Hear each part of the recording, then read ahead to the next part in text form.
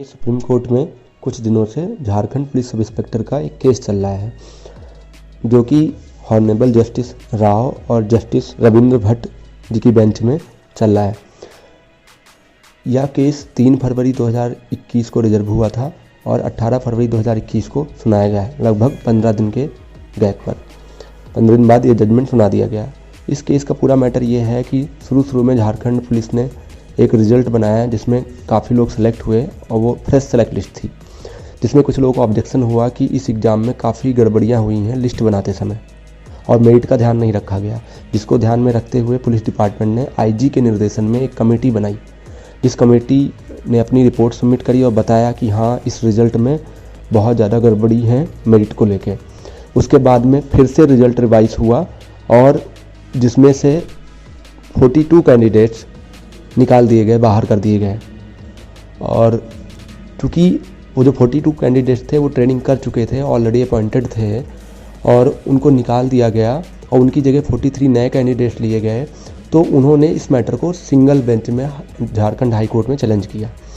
फिर Jharkhand high court ने ये कहा अपने जजमेंट में, सिंगल बेंच ने, कि चूँकि ये काफ़ी दिनों से जॉब कर रहे हैं और ट्रेनिंग कर चुके हैं और इनकी तरफ से कोई गलती नहीं है, क्योंकि बोर्ड ने गलत रिजल्ट बनाया है, इन्होंने कैंडिडेट्स की इसमें कोई गलती नहीं है, तो उन्होंने कहा कि इनकी सर्विसेज रिज्यूम करी जाए।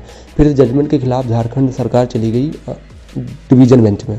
फिर वहाँ हेयरिंग हुई और डिवीज़न बेंच ने भी सिंगल बेंच के निर्णय को सही माना और कहा कि ये लोग डिजर्व करते हैं, इनको नौकरियाँ वापस दी जाएँ।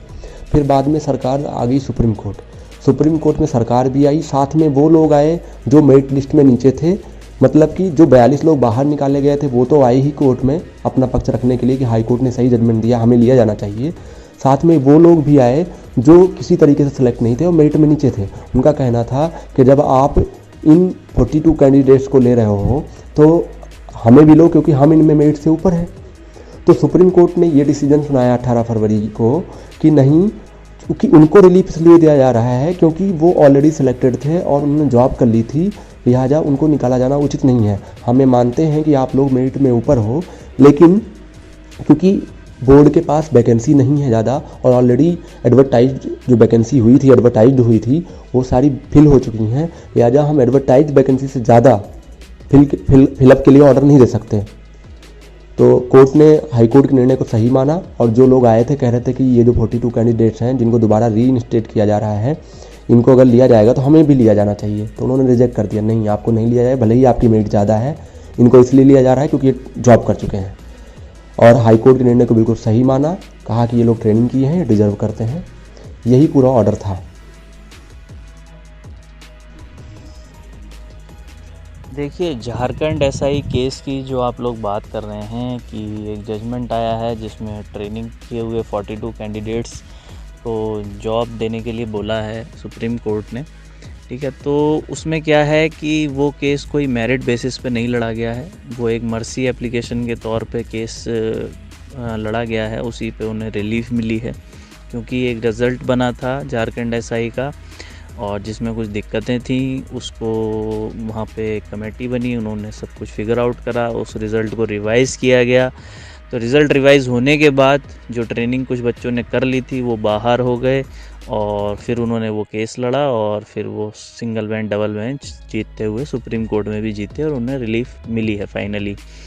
तो अपने केस से वो अभी काफ़ी डिफरेंट है, हमारे केस में वो स्टेज नहीं आई है। हाँ, आ सकती है जब रिज़ल्ट रिवाइज़ हो जाएगा। अगर रिज़ल्ट रिवाइज़ का ऑर्डर आता है, रिज़ल्ट रिवाइज़ स्टेट गवर्नमेंट कर देती है, उसके बाद ये कंडीशन बिल्कुल बनेगी कि यहाँ पे भी ऐसे ही हो जाएगा कि कुछ ट्रेनिंग किए हुए कैंडिडेट्स बाहर हो जाएंगे और फिर वो मर्सी के आधार पे बिल्कुल डेफिनेटली लड़ेंगे और उनको चांसेस हैं भी, लेकिन उस केस से कम चांसेस हैं क्योंकि वहाँ पे कोई एफिडेविट नहीं भरा गया था। यहाँ पे तो बच्चे एफिडेविट भर के गए हैं, उन्हें पता था कि वो बाहर भी हो सकते हैं, फिर भी गए हैं। तो अपने केसेस में उनके दोबारा से एंटर करने के चांसेस काफ़ी कम है। अब हो जाए या ना हो जाए ये देखिए फ्यूचर ही डिसाइड करेगा और जजेस जो भी उनको सही लगता है, इस पर हमें कोई आर्ग्यू करने का कोई मतलब नहीं है फ़िलहाल। तो लेकिन जो बच्चे थोड़ा सा ये सोच रहे हैं कि भाई देखिए जजमेंट उन्हीं के फेवर में आया है जिन्होंने ट्रेनिंग कर रखी है, तो आप इस चीज़ को समझिए कि हमारा सिनेरियो अलग है। हमारे केस में अभी क्या है, क्योंकि बेसिक एलिजिबिलिटी पे ही विवाद है तो उस पे पहले निर्णय लिया जाएगा। ट्रेनिंग का आधार अभी नहीं देखा जाएगा, वो बात की बातें हैं। ठीक है, तो ऐसा कुछ नहीं है कि जिसने ट्रेनिंग कर ली है उन्हीं के ही फेवर में जजमेंट आएगा। उनको आगे रिलीफ मिले ना मिले वो अभी नहीं कह सकते, लेकिन फ़िलहाल हमारा जो जजमेंट आएगा वो टोटल केस की मेरिट्स की बेसिस पर आएगा कि कौन सही है कौन गलत है। ठीक, तो थोड़ा सा ये था, आप लोग इससे बिल्कुल भी परेशान ना हो। और वो एक मर्सी एप्लीकेशन थी और अपना पूरा मेरिट बेसिस पे केस है, और जिसमें सही गलत का फैसला होना है और उसके बाद देखिए क्या होता है।